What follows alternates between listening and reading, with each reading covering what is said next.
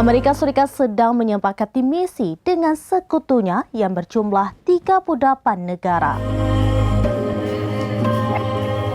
Amerika Serikat sedang menyepakati misi bersama sekutunya yang berjumlah 38 negara. Adapun misi yang dibicarakan itu tentang pembentukan satuan tugas maritim untuk melindungi kapal-kapal di Laut Merah. Juru bicara Pentagon Pat Ryder berujar kapal-kapal yang melintas di Laut Merah harus bebas dari ancaman. Sebab Laut Merah merupakan perairan internasional yang menjadi jalur pelayaran berbagai negara. Ryder mengulas kembali peristiwa pembajakan kapal oleh militan Houthi Yaman beberapa waktu lalu. Menurutnya, serangan terhadap kapal komersial di Laut Merah adalah masalah internasional. Oleh karena itu, Amerika Serikat bersama 38 negara akan ambil bagian dalam upaya mengamankan kapal di Laut Merah.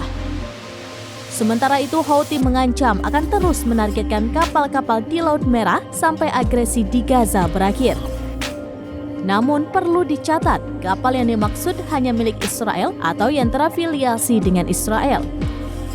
Serangan disebut dilempar dari wilayah Yaman. Houthi mengklaim tidak pernah menargetkan kapal komersial lain sebelumnya.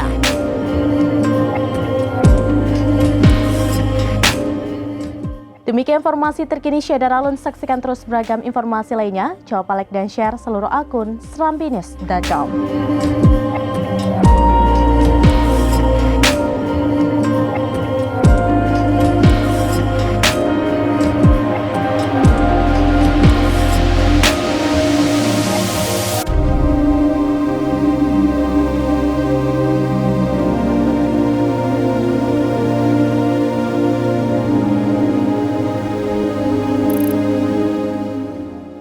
Download Tribun X sekarang, menghadirkan lokal menjadi Indonesia.